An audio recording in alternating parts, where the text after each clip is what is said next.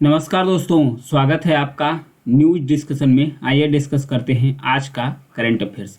यह है अयोध्या अंतर्राष्ट्रीय हवाई अड्डा। अभी इसका नाम बदलकर कर दिया गया है महर्षि वाल्मीकि हवाई अड्डा। आइए जानते हैं इस हवाई अड्डे के बारे में। यहाँ पर देखिए, महर्षि वाल्मीकि अंतर्राष्ट्रीय हवाई अड्डा, इसे प्रधानमंत्री द्वारा इसका उद्घाटन किया गया था जो अयोध्या हवाई अड्डे के रूप में। लेकिन अभी इसका नाम क्या कर दिया गया है, चेंज करके महर्षि वाल्मीकि अंतर्राष्ट्रीय हवाई अड्डा।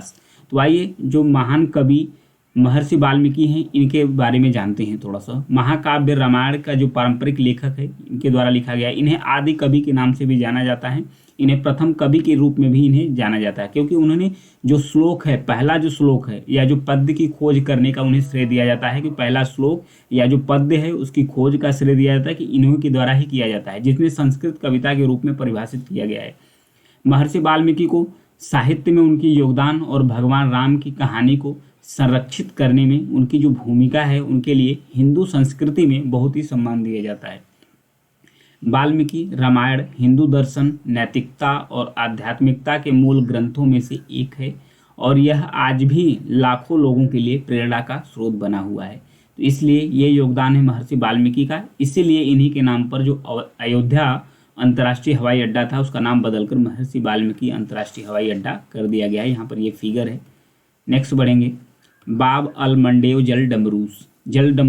जल डमरू मध्य है, इसे जल संधि के रूप में भी जानते हैं। इंग्लिश में इसे स्ट्रेट बोलते हैं। तो चर्चा में क्यों है? यूके यानी United kingdom maritime trade operations के अनुसार 2 जनवरी को बाब अल मंडेव जल डमरू मध्य में एक मालवाहक जहाज के पास विस्फोट की सूचना मिली थी। जहाज इरिट्रिया और यमन के तटों के बीच यात्रा कर रहा था, इसलिए चर्चा में आ गया। जो बाब अल मंडेव जल डमरू मध्य यानी कि जो जल संधि है, यह महत्वपूर्ण एक समुद्री चौक पॉइंट से। आइए फिगर में दिखाते हैं। यहाँ पे देखिए, यह है बाब अल मंडेव जल डमरू मध्य यानी कि जल संधि है। एक जल संधि होता क्या है? एक संकीर्ण प्राकृतिक जल मार्ग होता है जो दो जल निकायों को जोड़ता है, यानी कि इधर रेड सी यानी लाल सागर को और एक गल्फ ऑफ अदन की खाड़ी को जोड़ता है और इससे इंडियन ओशन भी जोड़ता है, यानी हिंद महासागर भी इससे जुड़ जाता है। तो ये है बाब अल मांडेव जल संधि, जो सेपरेट किसको कर रहा है? यहाँ पर यमन को सेपरेट कर रहा है, प्लस उसके बाद नीचे क्या है? जिबूटी, इसको सेपरेट कर रहा है। मतलब ये दोनों को अलग करता है, दो जल निकायों को जोड़ता है, एक रेड सी और एक गल्फ ऑफ एडन की खाड़ी को। तो ये था इसके बारे में। नेक्स्ट कुछ और भी जो जल महत्वपूर्ण इंपॉर्टेंट जल संधियाँ हैं जो पूरे विश्व में थोड़ा फेमस है, उसके बारे में जान लेते हैं। एक है जिब्राल्टर की खाड़ी, जिसे जिब्राल्टर जल संधि के रूप में भी जाना जाता है। ये भूमध्य सागर को अटलांटिक महासागर से जोड़ता है। और फिर बोस्पोरस जल डमरू मध्य है, ये काला सागर को मरमरा सागर से जोड़ता है। हॉर्मुज जल संधि है, ये फारस की खाड़ी को ओमान की खाड़ी से जोड़ता है। फिर उसके बाद मलक्का जल डमरू मध्य है, ये अंडमान सागर को दक्षिण चीन सागर से जोड़ता है। याद रखिएगा, बाब अल मंडेव यही है, लाल सागर को अदन की खाड़ी से जोड़ता है। इंग्लिश चैनल, जिसे अंग्रेजी चैनल बोलेंगे, उत्तरी सागर को इंग्लिश चैनल से जोड़ता है। ताइवान जल डमरू मध्य पूर्वी चीन को दक्षिणी चीन सागर से जोड़ता है, यानी कि ईस्ट चाइना सी को साउथ चाइना सी से जोड़ता है। कुक स्ट्रेट यानी कुक जल संधि, ये तस्मान सागर को प्रशांत महासागर से जोड़ता है।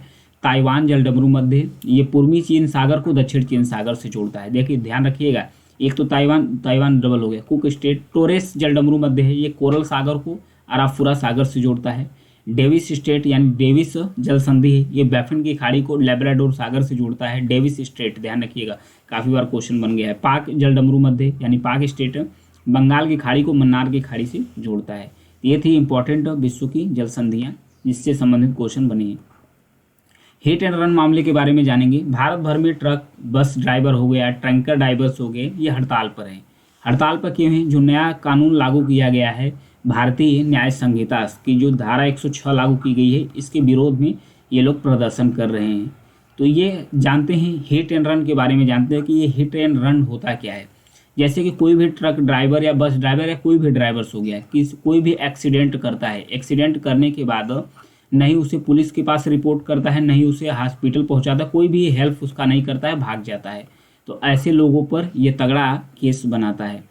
पहले का जो हिट एंड रन मामलों के लिए भारतीय न्याय संहिता थी, यानी कि जो भारतीय न्याय संहिता BNS था, औपनिवेशिक युग का, यानी कि जो ब्रिटिश गवर्नमेंट था उसको बदल दिया गया है। जो भारतीय दंड संहिता थी उसको बदल कर दिया गया है भारतीय न्याय संहिता। नाम में भी परिवर्तन है, क्योंकि पहले था भारतीय दंड संहिता, अब इसे क्या कर दिया गया है, भारतीय न्याय संहिता कर दिया गया है, यानी भारतीय नाम को इसे अडॉप्ट कर लिया है। इसमें है क्या, जैसे कि अगर कोई भी अधिकारियों को सूचित किए बिना गंभीर दुर्घटनाओं को अंजाम देता है और उसके बाद भाग जाता है कोई भी ड्राइवर्स, तो ऐसे ड्राइवरों को 10 साल तक की सज़ा हो जाएगी, 10 साल की सज़ा हो जाएगी, या 7 लाख रुपए जुर्माना।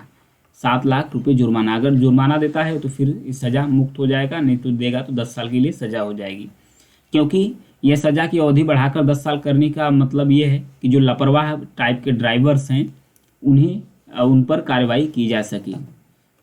तो इसीलिए जो ट्रक यूनियंस है ये धरना दे रहे हैं धारा 106 के अनुसार से। सरकार ने all India motor transport Congress से बातचीत भी की और सलाह के बाद ही BNS यानी कि भारत न्याय संहिता को लागू किया है। यह मुद्दा यह भी सवाल उठाता है क्या कानून को दुर्घटनाओं के लिए जेल की सज़ा बढ़ानी चाहिए और कारावास, मुआवजे और सुरक्षा को कवर करने वाली एक व्यापक दुर्घटना रोकथाम नीति की आवश्यकता पर जोर दिया गया है। तो ये सब सारी चीज़ें इसके अंदर इंक्लूड किया गया है भारतीय न्याय संहिता के बीच में। आगे बढ़ेंगे। कलपक्कम परमाणु ऊर्जा संयंत्र के बारे में दिया है, चर्चा में क्यों आ गया इसके बारे में जानेंगे। प्रधानमंत्री ने कलपक्कम में देश के जो स्वदेशी रूप से विकसित प्रदर्शित यानी कि फास्ट रिएक्टर ईंधन है, फास्ट ब्रीडर रिएक्टर्स है, इसको रीप्रोसेसिंग जो संयंत्र है उसको फिर से डेडिकेट्स किया है यानी समर्पित किया है। तो आइए जानते हैं संयंत्र कलपक्कम परमाणु ऊर्जा स्टेशन के बारे में जो लगा हुआ है फास्ट ब्रीडर रिएक्टर्स। ये जो फास्ट ब्रीडर रिएक्टर्स है एक प्रकार का परमाणु रिएक्टर ही है। ये काम क्या करता है, जैसे कि जो भी फ्यूल्स है यानी कि ईंधन है, अगर ये ख़त्म हो जाता है तो इसको फिर से ये रीप्रोसेस करना शुरू कर देता है, रीप्रोसेस करना ऑटोमेटिक शुरू कर देता है। और वहीं जो फास्ट ब्रीडर रिएक्टर्स है इसमें जो न्यूट्रॉनों की गति होती है, ये तेज न्यूट्रॉनों की गति का, जैसे यूरेनियम हो गया, यूरेनियम 238 हो गया, तो जब इसका विखंडन होता है तभी तो ऊर्जा का निर्माण होता है, विखंडन होता है तभी ऊर्जा निर्मुक्त होती है।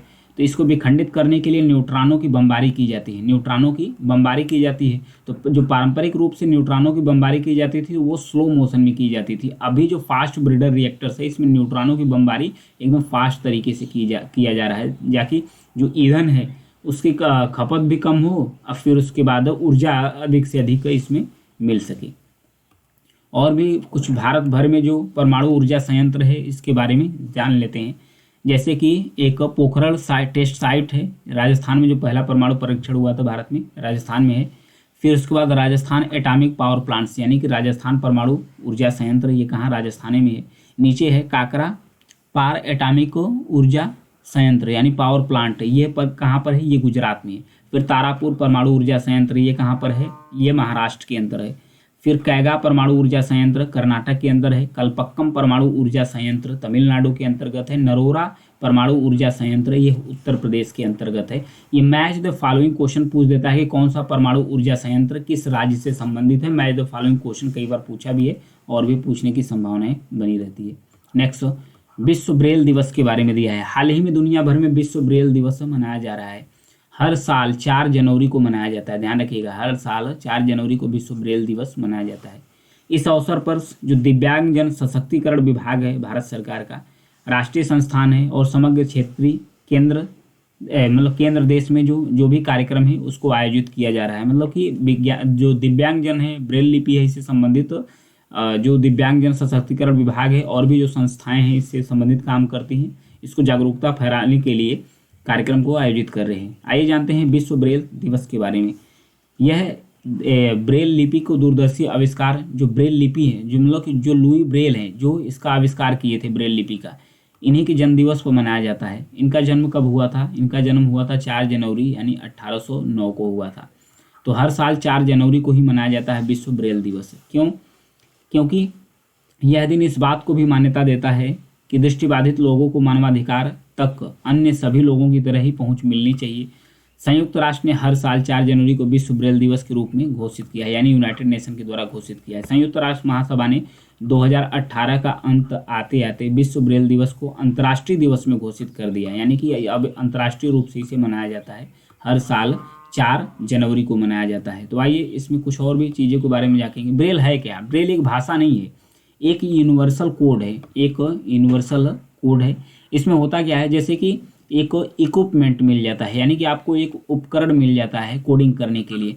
आप किसी भी भाषा को पढ़ने के लिए इस कोड का इस्तेमाल कर सकते हैं, चाहे संस्कृत हो, चाहे अरबी हो, चीनी हो, हिब्रू हो, स्पेनिश हो। कई भाषाओं को आप पढ़ने लिखने में सक्षम हो जाते हैं ब्रेल लिपि के अनुसार। ये इस्तेमाल किसके द्वारा किया जाता है? ये नेत्रहीनों, मतलब जिसके पास आँख नहीं है, दृष्टिबाधित है, उनके लिए होता है कि वो स्पर्श करके पढ़ सकें, वो स्पर्श करके पढ़ सकें और स्पर्श के अनुसार ही ये लिख सकें। तो इसमें जो डॉटेड लाइनें होती है, यानी कि बिंदु बिंदु लाइनें होती, उस अनुसार अरेंज इसे किया जाता है, व्यवस्थित किया जाता है, ताकि ये लोग हाथों से स्पर्श करके समझ सके, पढ़ सके, वैसे ही लिख सके। पहली बार जो ब्रेल सिस्टम को इंट्रोड्यूस किया गया था, 1829 में किया गया था। National institutes for blind youth द्वारा इसे अपनाया गया था।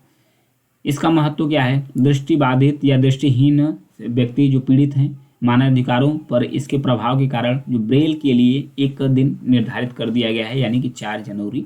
इसे याद रखिएगा। आज के लिए इतना ही है। Thank you.